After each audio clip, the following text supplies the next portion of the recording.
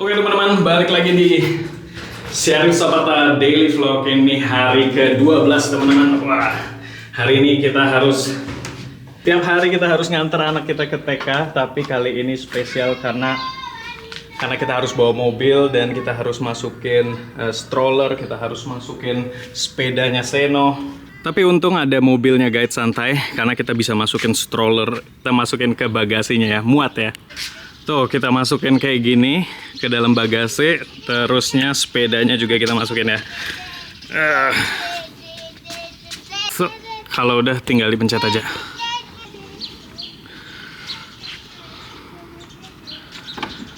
Oke, kita berangkat deh. Pakai ini kamera. Oke teman-teman, kita berangkat sekarang. Udah siap ya semua ya? Udah siap Seno? Ya teman-teman, ini tadi hektik banget ya hari ini ya. Jadi abis nganter anak-anak, aku langsung harus meeting.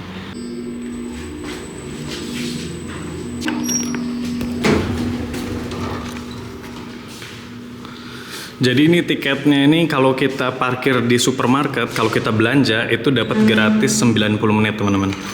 Makanya aku ekstra beli kopi supaya bisa gratis ya. Ini mobil kita, salah satu-satunya yang jadi masalah itu biasanya tingginya mobil ya. Jadi karena mobil van ini 2 meter dan biasanya parkiran itu 1,95 meter teman-teman. Jadi agak susah, kita harus nyari yang tingginya cocok. Nih teman-teman, statistik YouTubeku hari ini udah lihat tuh followersnya 55555. Kata Nadine ini angka keberuntungan teman-teman. Dan ini kalau kalian lihat di hari ketiga pendapatanku waktu itu 17 Swiss franc. Sekarang udah meningkat, kemarin aku lupa update, tapi sekarang udah jadi hampir 50 Swiss franc ya. Jadi udah hampir sejutaan teman-teman. Ya pendapatan segitu tuh termasuknya kecil ya, karena memang vlognya itu baru mulai lagi. Jadi YouTube itu butuh waktu supaya algoritmanya jalan, supaya vlogku ditemuin temen-temen yang udah lama subscribe atau yang belum subscribe gitu ya. Biar dia tuh nanti algoritmanya tuh ngelihat, oh nih kayaknya banyak yang komen, banyak yang like, kayaknya perlu disebarin lagi. Nah makanya terima kasih banget kalau teman-teman bantu nge-like, bantu komen, itu ngebantu banget algoritma YouTube supaya vlog ini bisa lebih banyak ditonton ya. Tuh orang lagi mau instalasi kaca ya, pakai alat kayak gini nih. Wih, alat besar kayak gini karena di bangunan tinggi teman-teman. Tuh. Gila juga sih, berarti asuransinya besar banget ya seandainya kita mecahin kaca kayak gini. Karena harus manggil alat berat, berapa orang yang kerja tuh. Ya teman-teman, di depan saya ada apa ya? Ini semacam tanda dari kontraktor bangunan bahwa ini nanti nggak bisa dipakai tempatnya karena ada kerusakan atau mau yang dibenerin ya. Ya, jadi Swiss ini salah satu negara yang paling perfeksionis kalau untuk urusan kayak beginian ya teman-teman. Jadi kalau ada jalan berlubang atau apa yang nggak sempurna itu langsung ditandain supaya orang nggak celaka gitu ya. Jadi kalau misalnya kemarin ada pembahasan tentang Lampung, di Lampung itu banyak jalanan yang berlubang, kalau di Swiss pasti udah dipasangin kayak ginian nih supaya orang nggak ada yang celaka ya. Ya teman-teman, tadi lagi jalan gitu tiba-tiba ada yang nawarin es krim ya. Biasanya mereka nawarin es krim kayak gini dengan embel-embel apa nih, ini iklan ya. Tapi nggak apa-apa, karena yang dikasih tuh sangat asik. Ini salah satu favorit saya nih, es krim dari merek ini ya. Dan Seno juga suka banget. Ini sayangnya bukan rasa yang saya paling suka ya, ini mangga. Tapi lebih kayak sorbet gitu, jadi nggak ada susunya. Oke teman-teman, di video kita kali ini aku pengen sedikit ngebahas tentang kehidupan sosial di Swiss ya. Jadi mungkin teman-teman udah pernah dengar kalau di Swiss itu susah banget kita untuk bisa dapetin temen ya. Dan di video ini aku pengen ngebahas seperti apa sih kehidupan sosial antara manusia di Swiss ini ya. Ya teman-teman, jadi jawaban dari kuis di video sebelumnya aku pengen ceritain di sini itu adalah condensed milk atau susu kental manis teman-teman. Nggak disangka ternyata susu kental manis yang sering dipakai di Indonesia itu dulunya ditemuin di Swiss teman-teman. Kenapa? Karena ternyata sejak ditemukannya condensed milk tersebut atau susu kental manis tersebut, barulah orang sini bisa membuat susu coklat batangan yang seperti yang kita tahu ya. Karena zaman dulu nggak ada kulkas, jadi transportasi dari peternakan ngambil susunya ke pabrik itu agak susah. Karena dulu nggak ada kulkas. Nah, sejak ditemukannya condensed milk atau susu kental manis tersebut, produk susu bisa ditransportasi dengan lebih mudah ya. Karena susunya nggak jadi rusak. Ya teman-teman, jadi betul bahwa di Swiss ini lebih susah untuk kita bisa bersosialisasi sama orang yang belum dikenal ya. Jadi kayak kita nyari teman baru atau kita ya small talk kayak di Indonesia gitu, itu nggak semudah seperti di Indonesia. Kadang di Indonesia kita small talk itu bisa sampai nanya pertanyaan pribadi ya, kayak lahir mana, dari mana asalnya, kenapa, udah menikah apa belum, segala macam.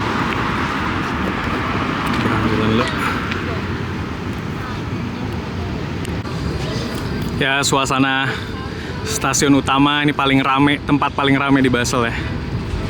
Ya, di depan stasiun utama ini suka kadang berkumpul orang-orang yang suka kecanduan alkohol, kecanduan obat-obatan ya. Jadi nggak cuma di kota Basel aja, tapi di kota Bern misalnya juga banyak pecandu yang nongkrong-nongkrong di depan stasiun utama ya. Jadi agak merisaukan sih kadang, soalnya mereka suka teriak-teriak teman-teman. Tapi mostly mereka nggak gangguin sih, cuman teriak-teriak aja. Teriak-teriak nggak jelas.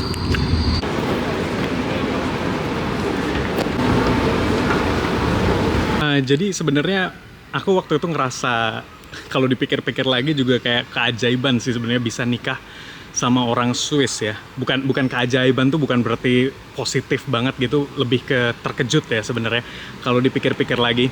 Kenapa? Karena sebenarnya orang Swiss itu cenderung tertutup ya menurutku ya. Jadi hal ini aku nggak alamin ketika aku pertama kali ke Swiss itu. Kenapa? Karena aku sudah menikah dengan istriku waktu aku pindah ke Swiss ya. Jadi aku udah mengenal seseorang di Swiss, jadi aku nggak perlu kenalan lagi sama seseorang, nggak perlu lagi kenalan sama orang Swiss di Swissnya ya. Dan itu yang tentunya memudahkan ya. Jadi aku, teman-temanku di sini rata-rata kenalan istriku, tapi aku nggak kebayang kalau seandainya aku tinggal di sini, kesini sendirian, terus aku harus berkenalan dengan orang Swiss, memulai persahabatan dengan orang Swiss dari awal ya. Dapat tempat parkir di depan rumah. Ini hal yang jarang terjadi teman-teman. Karena biasanya tempat parkir ini selalu ditempatin mobil lain ya. Ya, ini mobil guide santai, dan sekali lagi video ini disponsorin oleh Guide Santai. Jadi buat kalian yang mau traveling ke Eropa, kalian bisa cek Instagramnya. Ya, harus diam-diam soalnya jam segini anak-anak tidur biasanya.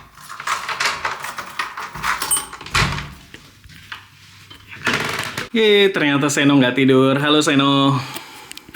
Oh ya teman-teman, jadi saya pengen nunjukin juga satu hal yang ini. Jadi di YouTube itu kalau kalian kreator ada rankingnya ya. Jadi latest video performance itu selalu ada rankingnya dibandingin 10 video terakhir. Ini misalnya ranking kedua ya. Dan sebagai kreator tuh kita pengen selalu ngeraih posisi pertama rankingnya di setiap video baru yang kita upload ya.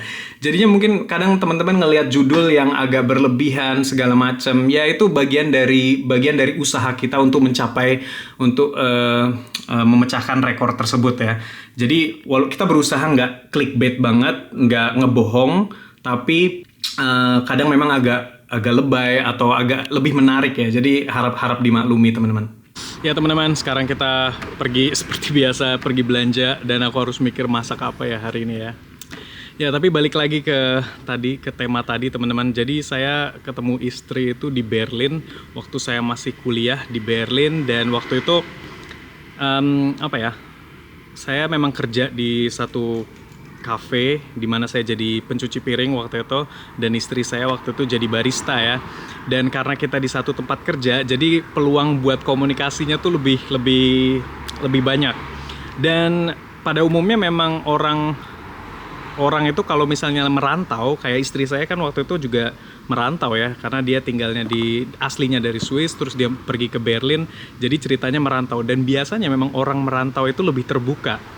Jadi waktu itu juga saya nggak merasakan nggak ada, istri saya juga waktu itu juga sangat terbuka, juga sangat nyantai gitu, karena dia juga perantau, saya juga perantau, sesama perantau juga jadi lebih terbuka ya.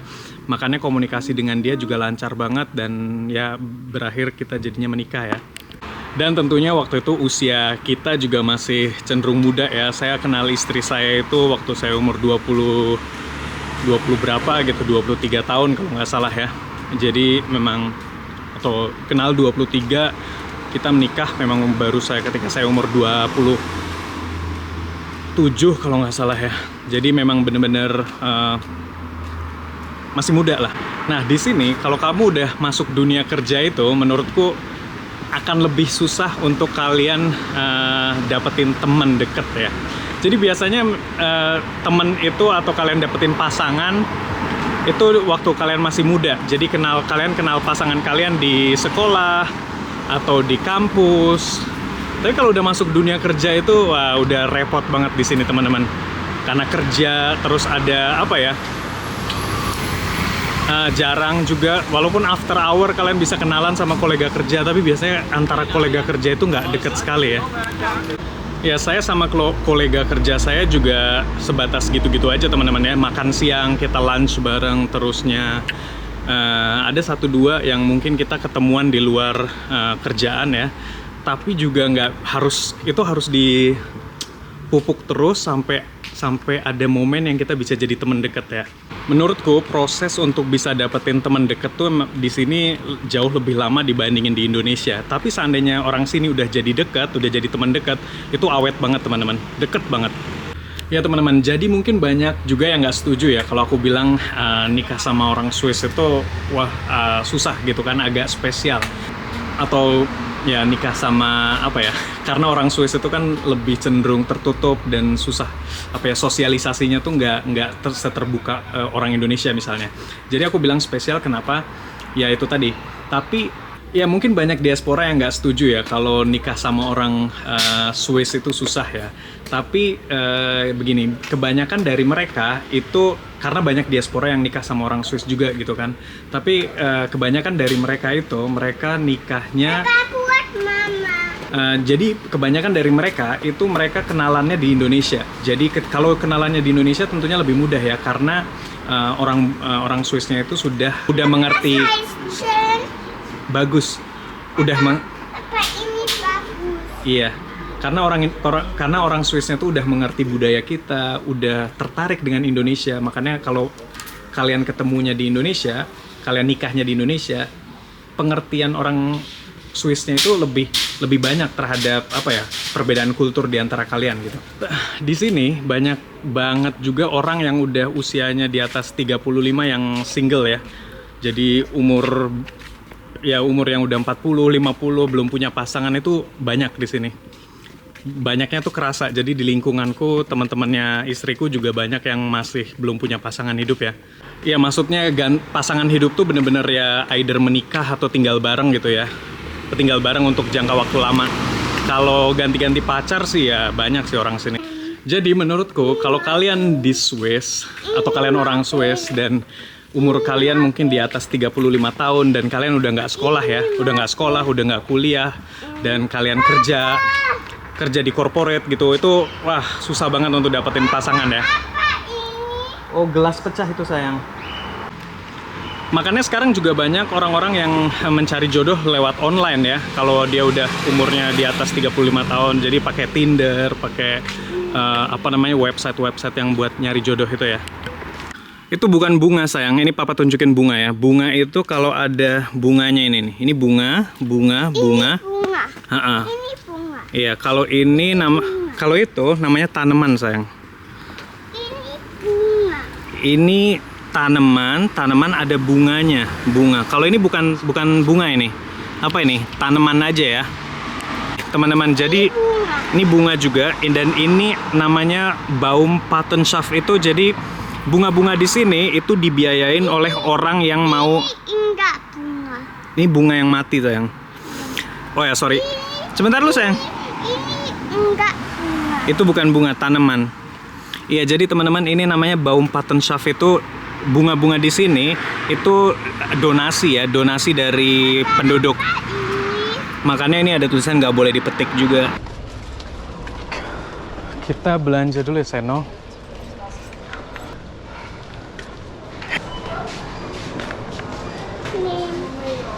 Iya, boleh juga ya. Sambil kita tunjukin ya gimana caranya. Jadi kalau belanja di sini kalian bisa juga pakai ini. Jadi langsung scanningnya otomatis ya. Jadi ku tunjukin nih. Seno beli apa kita sayang? Wah, papa mau Red Bull S, enak banget. Nih, terus caranya tinggal diklik. Nah, langsung masuk artikelnya ke sini. Beli apa lagi ya, Seno? Beli pisang yuk. Buat Lian, iya betul. Kita timbang dulu ya. Masukin artinya. 100. Nah, langsung masuk pisang, kita taruh ke Seno. Terusnya kita beli apa lagi, sayang? Roti? Tapi kita beli paprika sebentar, sayang. Kita bikin chili con carne aja yuk. Papa kehabisan ide, sayang. Kenapa? Ayo roti, yuk.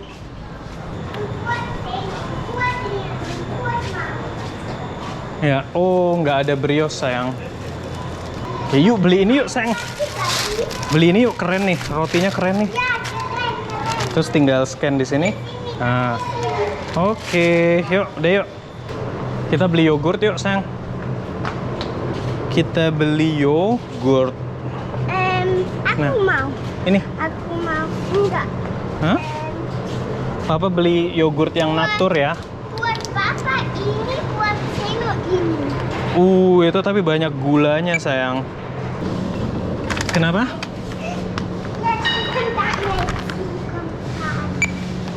Kita tunjukin, yuk, deh yuk.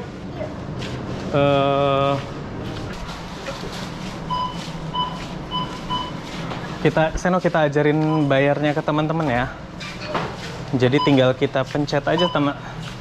Jadi ini kita tinggal pencet aja, sayang. Terus udah masuk, terus tinggal bayar. Nggak perlu, sayang. Nggak perlu, sayang. Udah masuk, sayang. Nggak perlu. Terus kita bayar pakai Apple Pay. Tinggal di tap aja. Udah selesai. Seno di supermarket di sini selalu jualan bunga, Seno.